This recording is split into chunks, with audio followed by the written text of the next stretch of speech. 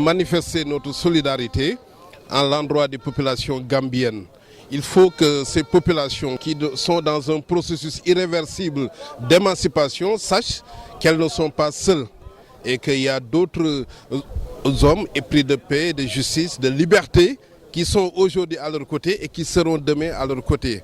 Et que nous pensons aujourd'hui effectivement que le printemps gambien est inexorable à l'instar du printemps arabe, à l'instar de la chute du mur de Berlin. Mais pour cela, nous savons que nous avons affaire à un dictateur, quelqu'un qui sera sans scrupules. Et sans cette mobilisation de la communauté internationale, évidemment, nous pouvons aller au pire. C'est vrai que le résultat, nous l'aurons.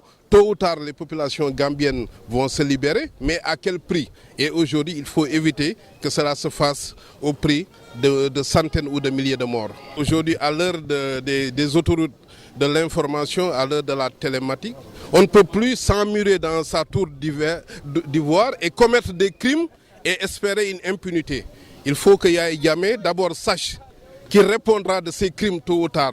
Mais il faut qu'il sache qu'il ouvre les yeux et qu'il sache qu'aujourd'hui, vouloir instaurer éternellement une dictature relève de l'illusion, relève de l'utopie. Il faut qu'il sache qu'il doit aujourd'hui répondre aux signaux de son peuple, aller vers un dialogue, un processus de transition démocratique et surtout dialoguer avec l'opposition, qu'on puisse établir les bases d'un processus électoral qui puisse déboucher vers un gouvernement qui réponde aux aspirations profondes des populations gambiennes, mais surtout qui réponde au contexte démocratique de respect des valeurs des droits de l'homme qui aujourd'hui est non dérogeable et non différable. On ne peut plus continuer à opprimer son peuple, à être le bourreau de son peuple, à opprimer son peuple, à leur dénier les droits de la première génération, la liberté d'expression, le droit au vote, la liberté d'opinion, la liberté de conscience, la liberté religieuse. Rien n'est garanti aujourd'hui en Gambie. Et donc nous espérons que ce qui s'est passé aujourd'hui doit l'amener à savoir que les populations gambiennes qui savaient ce qui allait les attendre en faisant cette manifestation à visage découvert, ils doivent savoir que le camp de la peur est en train de changer. Et s'ils ne se rendent pas compte de cette évidence, évidemment, il aura peut-être un réveil brutal et un réveil douloureux. Cette rencontre est une rencontre de solidarité avec le peuple gambien. Solidarité avec le peuple gambien qui est aujourd'hui opprimé.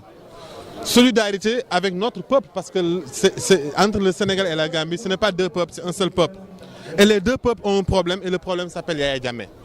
Si aujourd'hui les Sénégalais ne s'organisent pas, si l'État du Sénégal ne s'organise pas, si les Sénégalais ne se montrent pas solidaires avec le peuple gambien, demain, l'histoire va nous rendre coupables de non-assistance à un peuple en danger.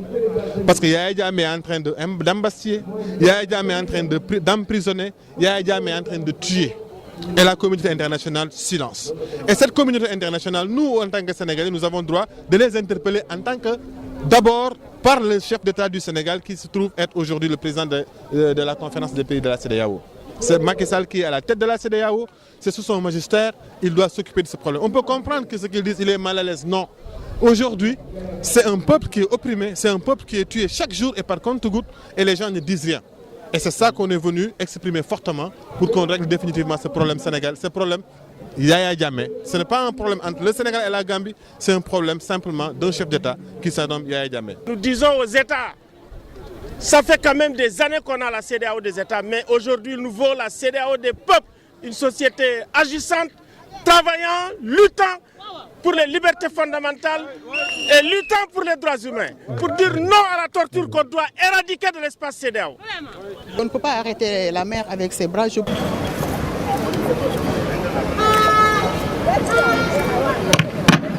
pense que 21 ans d'oppression, 21 ans de privation de liberté, ça suffit.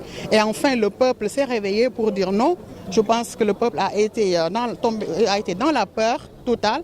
Et aujourd'hui, nous nous rendons compte que les exactions continuent au jour le jour et les gens en ont marre. Notre rôle, c'est d'alerter, comme nous sommes en train de le faire, de documenter aussi les violations et d'insister pour que ça cesse avant que ça ne fasse une catastrophe humanitaire dans cette sous-région. Manifestation, mais le ko waral ndax dañoo japp suñu mag ki di Ousseynou Dabo Yaya Jammeh da ko japp ay njabootam te ñun amuñu kenn ku dul moom mënuñ ci dara nag moo tax ñu ñëw fii pour ñu ñaan peuple askan bi askanu Sénégal ak askanu Gambie ñëpp jàppale ñu pour mu bàyyi suñu mag Ousseynou Dabo waaw loolu mooy suñu tànk fii. Yaya ku mu jàpp bu la toroxalulee rey na la mbaa mu dàq la mbaa mu dàq la si sa liggéeyukaay mbaa mu kii la sax nga génn dëkk bi ah te xam nga Yaya Jammeh li mu nekkee ci dëkk bi du benn dëgg du benn yoon amul benn démocratie ku wax ñu tëj la ku wax mu rey la loolu du kii moom na dem fële na génn abal nit ñi dañoo sonn ci moom dañoo tàyyi ci moom.